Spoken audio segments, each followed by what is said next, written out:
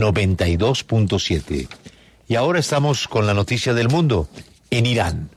Nos atiende Haysam Amirá Fernández. Él es el director del Centro de Estudios Árabes Contemporáneos. Es decir, no necesita presentación. Este profesor, que tiene una licenciatura en estudios árabes en la Universidad Autónoma de Madrid, también una beca Fulbright en la Universidad de Georgetown.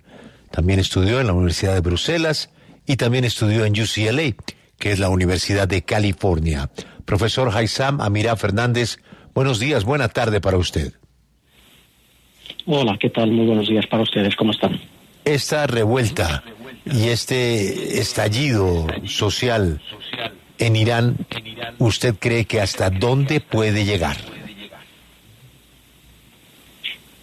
Pues es difícil de saber de antemano porque la sociedad iraní tiene una tradición de movilizarse contra sus dirigentes y no es nueva, y ocurre con relativa frecuencia.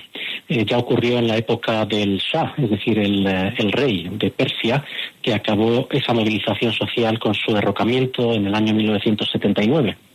Desde entonces hay un régimen que es el de la República Islámica de Irán, que continúa hasta nuestros días y que se ha enfrentado a movilizaciones sociales en distintos momentos, sobre todo por motivos económicos, sociales, de malestar, descontento, por falta de libertades, y hasta ahora siempre ha logrado contener esas movilizaciones mezclando distintos elementos, entre ellos la represión, pero también la fragmentación de cualquier posible oposición organizada.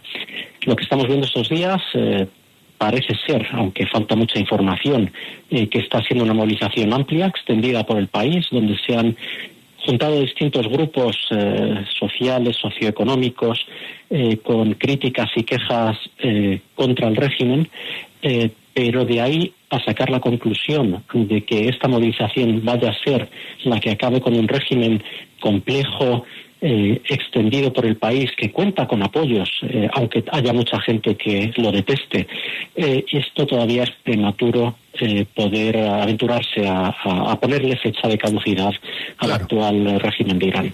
Claro, y ahí surge una de las grandes preguntas en un tema tan complejo, es si hay un liderazgo que pueda de alguna manera darle una dirección orgánica a ese movimiento que al parecer tiene mucho de espontáneo y de necesidades básicas de la gente. Porque se habla del señor Reza Pahlavi, pero el señor Reza Pahlavi lleva más de 50 años fuera de Irán y trae al recuerdo otra dictadura brutal del pasado con enormes rechazos en el mismo Irán. ¿Hay cómo articular un liderazgo que represente una alternativa? Claro, este es un tema central, clave.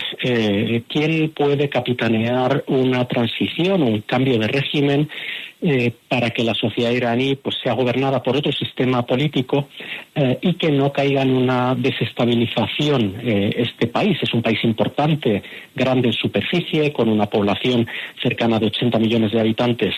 Estos últimos días, desde que se iniciaron las revueltas, esta última oleada, el día 28 de diciembre pasado, se ha mencionado muchísimo en todas partes del mundo el nombre de Reza Pahlavi.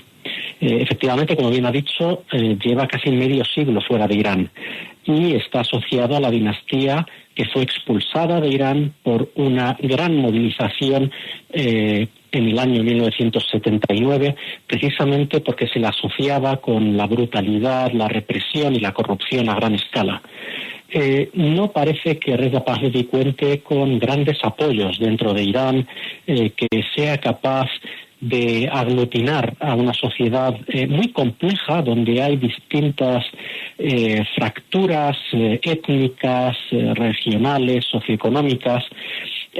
La idea de buscar a una persona concreta que sea la que pueda llevar esta fase de transición, pues yo creo que en este momento no se ve quién puede ser esa persona. y, por otra parte, desmontar todo el sistema del Estado, del régimen, de la burocracia, de las fuerzas armadas y de seguridad, de un momento para otro.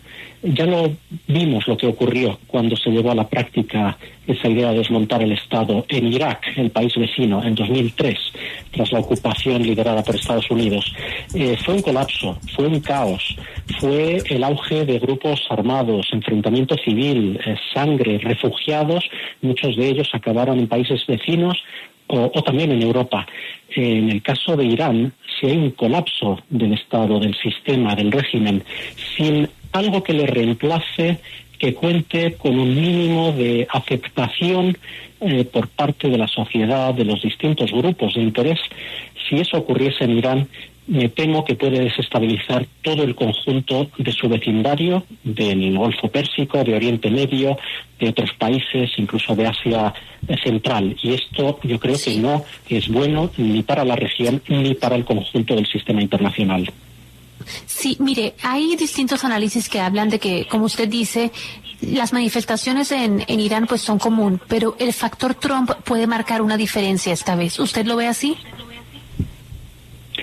Bueno, el factor Trump está marcando muchas diferencias en todo el mundo, como estamos viendo, y sobre todo este segundo mandato, el estilo que está empleando, los asuntos que está agitando en distintas partes del planeta.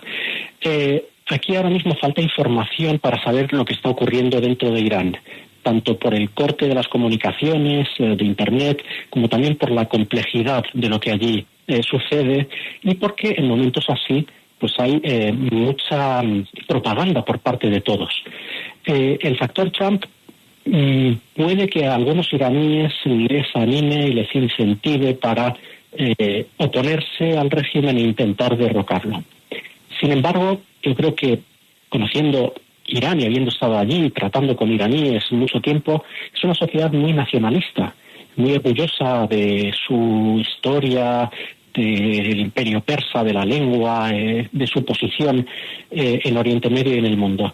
Y no estoy seguro de que muchos iraníes acepten que el cambio político suceda en su país mediante bombardeos. En este caso no sería solo de Estados Unidos, sería de Estados Unidos y de Israel. Sí. Ya lo vimos en el mes de junio pasado, y esto creo que puede en cierta parte de la población suponer un desincentivo para enfrentarse al régimen, precisamente porque consideren que pueda convertirse en una especie de vasallaje al presidente estadounidense actual. Claro. Profesor Amira Fernández, ya hace 7 meses, más o menos, el gobierno de los Estados Unidos bombardeó unas instalaciones nucleares en Irán. Finalmente, nunca supe si el mundo supo si eso tuvo algún efecto y si realmente en Irán no existe la capacidad de tener armamento nuclear. Bueno, esto es información de la que no se dispone de fuentes abiertas. Al final uno pues va recibiendo informaciones parciales de distintas fuentes.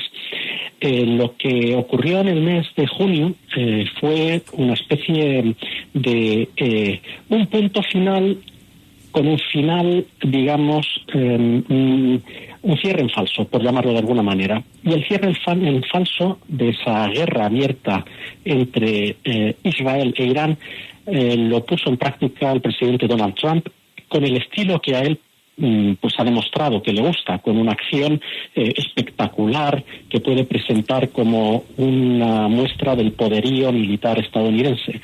Fue un solo ataque.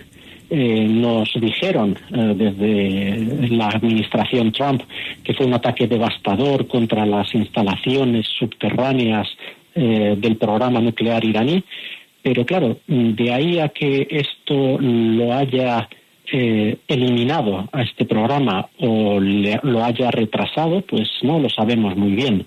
Es un argumento que se utiliza y que al final pues tenemos que llevarnos por lo que nos dicen las fuentes oficiales. No hay manera de verificar esto. Y sin embargo, es cierto que el programa nuclear iraní es el elemento, es la causa o la excusa, por decir de alguna manera, que el actual el primer ministro de Israel, Benjamín Netanyahu, lleva utilizando públicamente desde hace más de 30 años, hay vídeos de él que circulan de los años 90, cuando iba a hablar al Congreso de los Estados Unidos o en entrevistas en medios de comunicación, desde hace más de 3 décadas viene diciendo que Irán va a adquirir el arma nuclear en cuestión de meses. Claro, han pasado más de 30 años y no parece que sea el caso.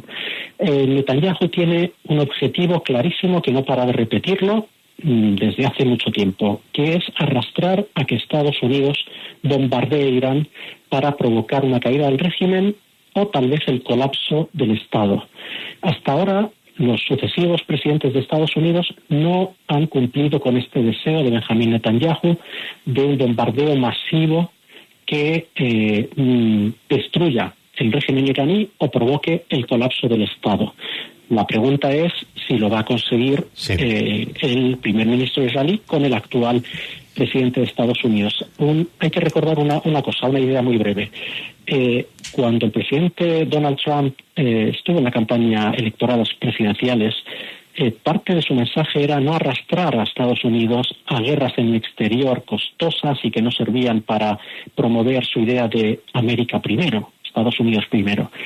La pregunta es si se va a atrever a una aventura cuyo desenlace puede ser muy, muy inesperado y arriesgado para Estados Unidos y para sus bases de electores y votantes. Profesor, ha sido usted muy amable y lamentamos muchísimo lo que está pasando en su país. Se habla de cualquier cifra, 1.500, 5.000, 12.000, 20.000 muertos. La represión en este momento muy fuerte y no se sabe aún qué va a pasar con los detenidos, si van a ser ejecutados. Él es Haitham Amirah Fernández, a quien vamos a consultar por su conocimiento como director del Centro de Estudios Árabes Contemporáneos. Profesor, buena tarde para usted. Muchas gracias, que tengan un buen día.